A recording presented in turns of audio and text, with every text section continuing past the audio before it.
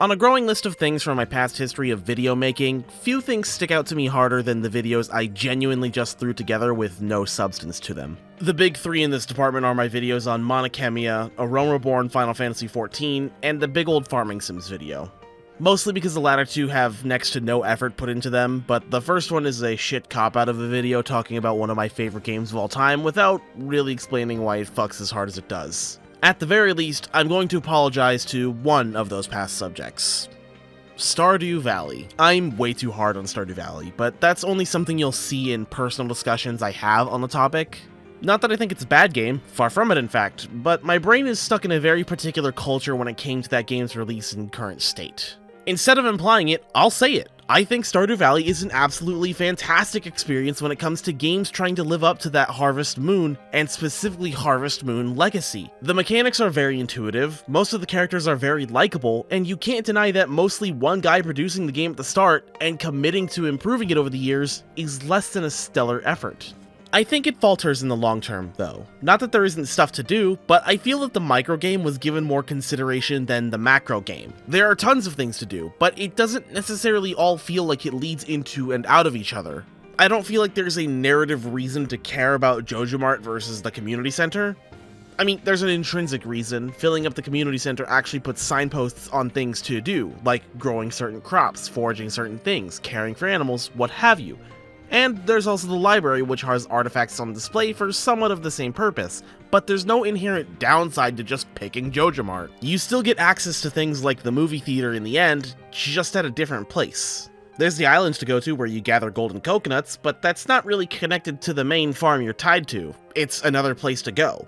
Same with the desert, the mines, the everything. The point I'm making isn't that the stuff that was added wasn't good enough, it's honestly really cool. What I am saying is that I feel fizzled out at some point before year 2. Again, Stardew Valley is really good, but I think that the many strands of things to do fall apart and create an experience that doesn't feel like taking in a world that you can get immersed in and understand. Just one of the things that I think fails to bind me specifically is the lack of narrative. Not that there isn't any story, but there isn't something to rally behind and get into. Alright, so here's the story you're fed in Stardew Valley. Your grandfather passes and leaves you his farmland over in Pelican Town. Your goal is to make something of the farm and get to know the townsfolk. That's it. Now, the Stardew Valley players and my own words are going to contradict this. You have goals, the community center, and also Grandpa's valuation, but those don't mean anything.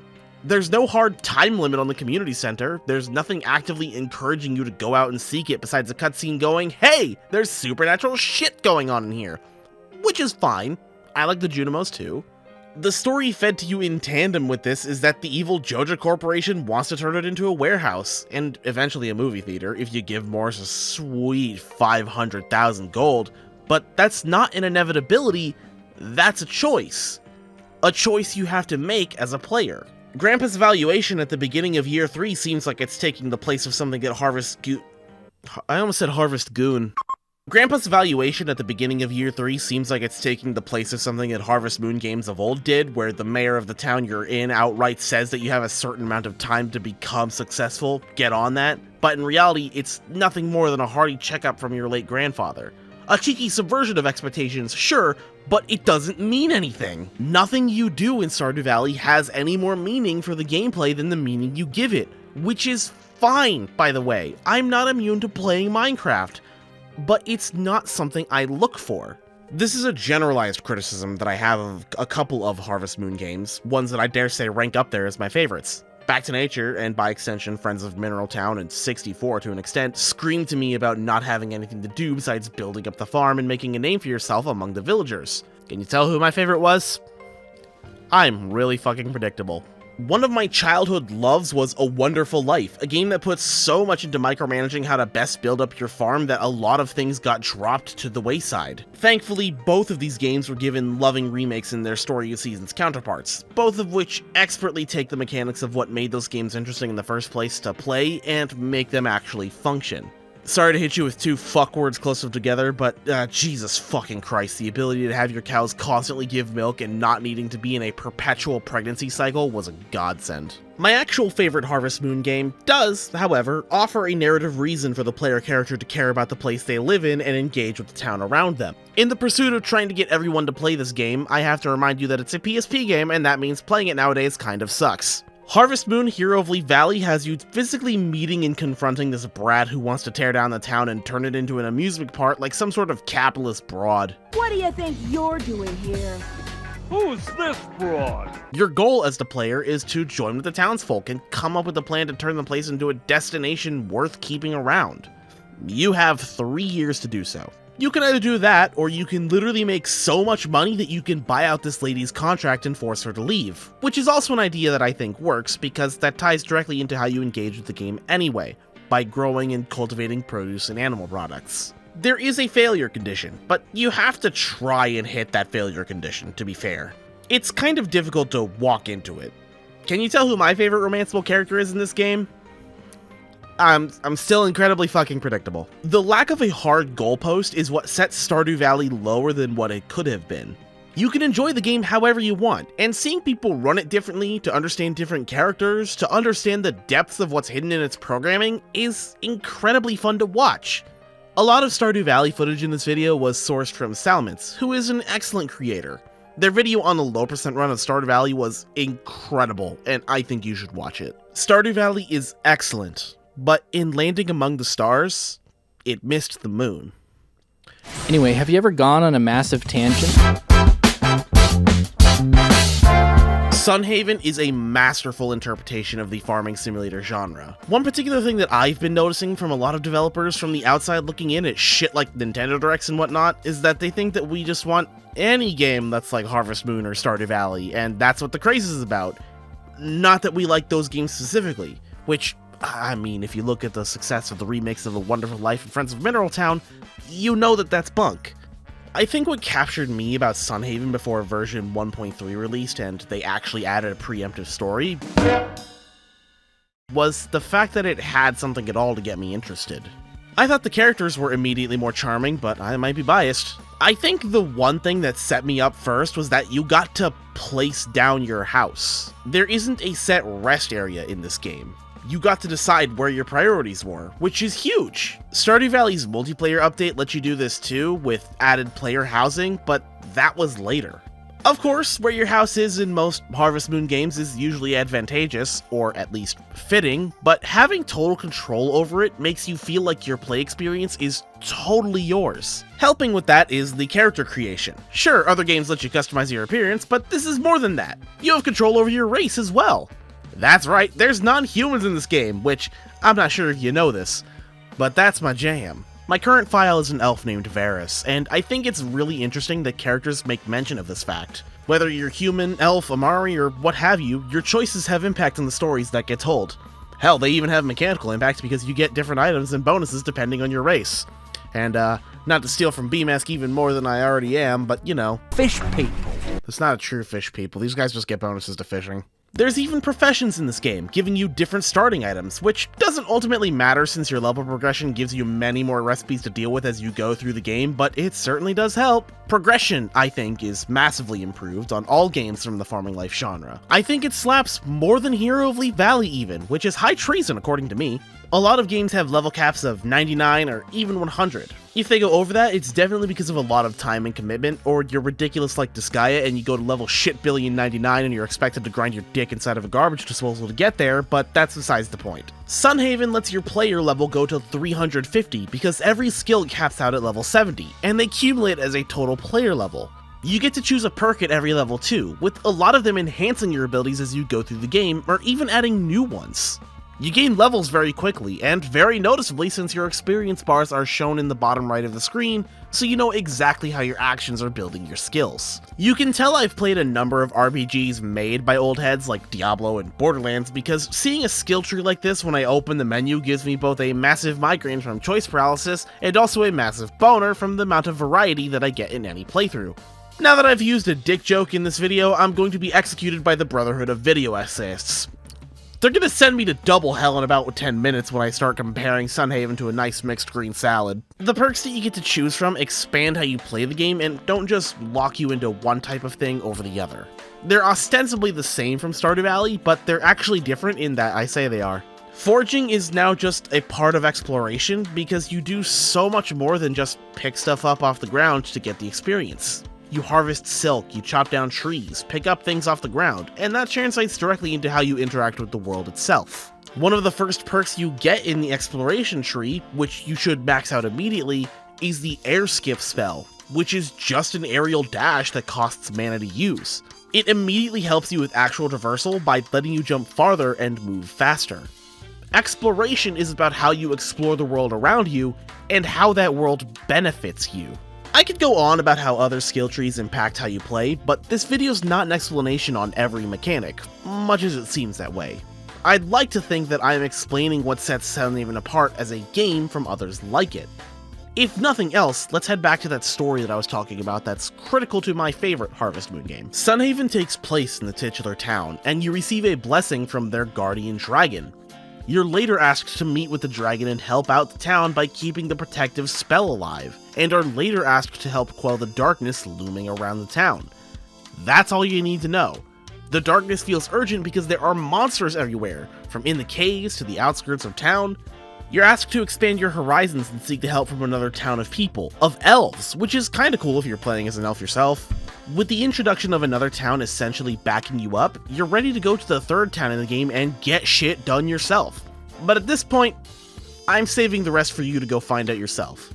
I want you to play Sunhaven if you're anything like me and this shit is your jam like it is mine. Don't look at the fact that in most of my footage for this game, I haven't shown off Withergate. That's not very important right now. Don't look. While there is a looming threat over your head throughout the game, there isn't a hard timer on it. No sense of urgency that's beating you over the skull. You're free to engage with the game however you like, but there is a definite path to go through if you want to see everything that the game has to offer.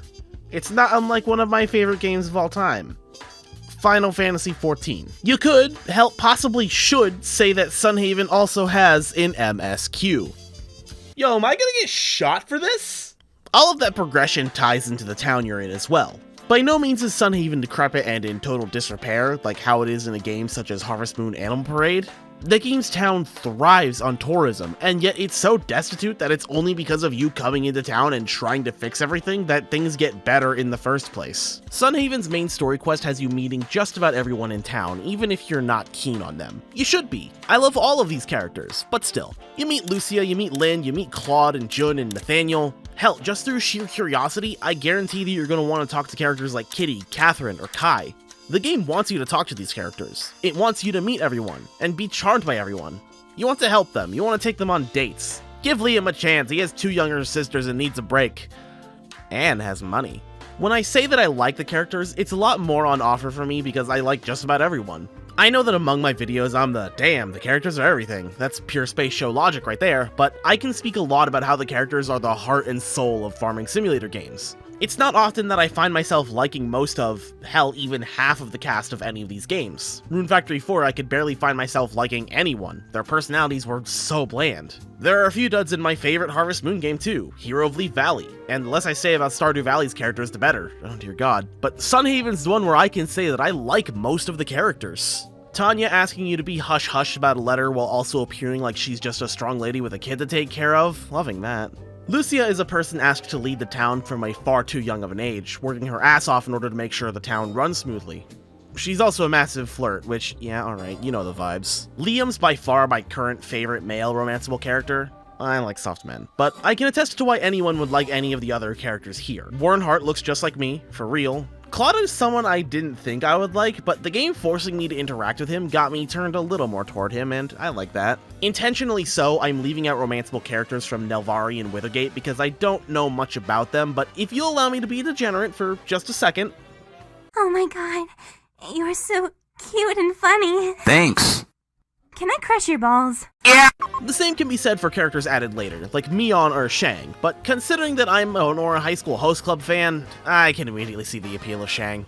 By going around the town and seeing what it has to offer, you invariably see some broken down buildings. It's not your job to take the town back to a better place and repair these things, even though you are basically the only person who can. But you have the option, and the town becomes more lively thanks to it. Another thing I notice is that some characters just exist out in Sunhaven.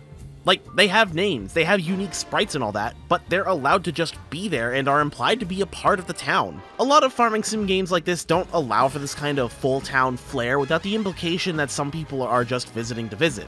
Sunhaven is filled with homes closer to the center of town. It captures the best of feeling like you're in a lived-in place, while also highlighting that there are characters who are important with their own places of living. Hell, even characters who seem like they'd be important with character portraits in their own houses or businesses, they just live there in Sunhaven with you. Same in Nelvari, same in Withergate. It's all cohesive and you're left with a feeling of excitement, wonder, whimsy. You're having a good fucking time! And isn't that what we all want? I understand that a lot of my personal hangups with Stardew Valley is my inescapable need to be highly optimized in that game specifically. The early versions of the game were very stuck in what you had to do at any given time. There was an optimized way to play. Up and down, it kinda felt like how it was when I first played Final Fantasy XIV, where people were telling me how to enjoy it. I didn't have that happen to me in Sunhaven. There's perks that make them better to engage with. There's perks that give you spells to make your life on the farm a little easier. Sunhaven wants you to engage with it. Sunhaven wants you to become part of the town just as much as you do. All of this, and I still haven't talked about the two things that I think make Sunhaven ultimately a better game. Not necessarily better than other games like it, I'm not trying to imply that, but just better for the kind of game that it's trying to be. Sunhaven's scale of time is completely customizable. Your day lengths can be 15 minutes, 20, 30, or even 40 minutes long. For most people, 20 minutes will feel the most similar to other games like it, but having the option to take a 40-minute long day is beyond incredible. One thing that I find motivating in these kinds of games is choosing something to do after I'm done tending my farm. Sometimes it's an easy choice, like going fishing when it's raining, but as your horizons open up, you may find yourself wondering how best to do things. You can speed time up to force yourself into making a decision, or how efficient that decision needs to be, but there's nothing stopping you from just playing the game with a 40-minute clock all the time. It's why most of the footage you're seeing comes from the spring season. I spent so much time in it because I was enjoying myself, and I set the day timer to 40 minutes almost always. I like the progression of the days, but there's something fulfilling to me about taking my time, going to the mines, or going on a date with one of the girls. Listen, I like girls. The reason this change was even available in the first place was due to another system in place. Or rather, I could say lack of system. I need you to ask yourself, what does the stamina bar mean? It seems obvious. It equates how much stamina you have left to do things in a given game, but what does it represent? In a surge like it represents how you have to engage with fights. How do you dodge? How do you attack? It's a check balance to make fights feel like there's more going on than the surface. If you had infinite stamina in these fights, you wouldn't feel the puzzle that the developers want to inflict on you. In Armored Core, with the thrust gauge that inspired the stamina meters in Souls, this meter represents how you engage with the entire world around you. How you navigate, how you dodge, how you stay in the air to maneuver. The stamina gauge represents player freedom. It's common knowledge if you are a person that watches way too much Game Maker's Toolkit, but your health bar represents the amount of mistakes that you're allowed to make. Guaranteed damage is the game intentionally making you unable to make less mistakes. It's asking you to be better. Get good. In a farming simulator that has combat, your health meter is there to facilitate that you're going to be engaging at combat at some point, and that's really it. Your rune factories have you dip into your health pool when you run out of RP, which replaces stamina while also being a magic and skill resource. Sunhaven decides that it's going to have health, and it's going to have magic. But it doesn't have stamina. The reason that this is significant is that having an MP gauge in these sorts of games usually is your stamina meter. It costs some magic or mana or rune points to do anything, which is why every upgrade getting progressively cheaper and costing you less of this precious resource is so important in the first place. It's why these sorts of upgrades always let you do more for less effort, like changing how much of an area you're able to cover with one use of your watering can. In Sunhaven, not having a stamina meter allows you the freedom to go out and fight monsters in the forest, go to the mines, and tend to your farm all in one day, allowing them to feel dense with things to do. There's no paralysis on how you need to spend your time, you can do everything. The only resource that's finite is time, and that's what you need to spend. That's why movement takes such a priority in this game. There's perks to raise your base movement speed. There's ones that raise your movement speed even further when you're on player-based paths on your farmland. There's ones that raise your movement speed after collecting or eating forageable items. Your time is your limited daily resource. not your body. That's why Sunhaven is allowed to play with how much time you have, because that part of the farming sim puzzle has been taken out of the equation entirely. With that, Sunhaven has given you so many things to fill the gaps in between. It's not a race to make as much food as possible, or to have as much food as possible to fill the void. Instead, food has opened up to be refillable to health and mana, but on top of that, now offers permanent buffs. Eating food allows the player to immediately add to their HP and MP, or even their other stats like attack, defense, and spell damage. The buffs are diminishing, which is fine and all that, but I like that there's a huge incentive to make different food and to keep trying new things. Try out meeting new people, try out new perks, try out everything. It's like trying out a salad from that new restaurant down the street. You could throw in tomatoes, carrots, different kinds of greens, but a real good salad knows that it's best when you have some good-ass fresh lettuce and some nice dressing to go with it. Your regular-ass farm, the thing you put the most in-game money and time into, is your fresh greens, and that's always been the base of a good farming simulator. The dressing is the characters surrounding it, the ones that make you want to care about how well you do in any scenario, whether that's money or just being able to do so much in so little of a time frame. And real quick aside, I actually didn't plan this fucking salad analogy when I wrote the last joke. It just kinda happened and I went with it. The problem that I'm currently having is that there's so much in this game that I want to talk about that I have to stop myself from just going on and on and on about it. I haven't even gone over the soundtrack being varied in so many places that you wouldn't expect, like your farm having 4 different themes for itself, per season. I could even talk about the instrumentation in the OST. I could do that YouTuber who watched SADBOIS 440 too much thing and try and talk like I have a bachelor's when in reality, I didn't go to college, I got a fucking job. I could be an academic YouTuber who talks about color theory like I did in my last video. If you're wondering where that video went, it got blocked worldwide for the 8th goddamn time as it was nearing 1,000 views.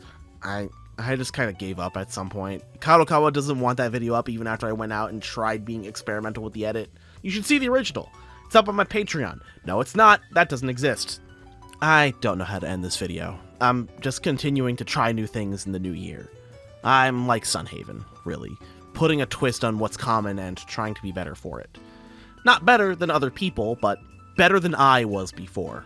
I want you to send people towards Sunhaven. Send them to this video, even, because I want to spread positivity in almost everything I do. If you want to support that, going down and hitting that like button, leaving a comment, or even subscribing would mean the world to me.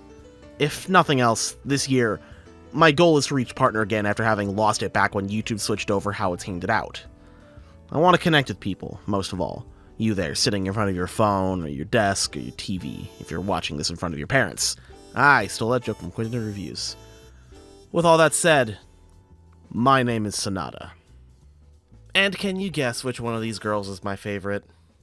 Oh, you think you have the answer, don't you? You have all the answers, but it's actually Lucia! So I'm not as predictable as you thought! Oh, god damn it! This is the joke police! You're under arrest for not following the rule of 3s! Oh, you wanna do this? I served my time, motherfucker! Was the Brotherhood not enough for you?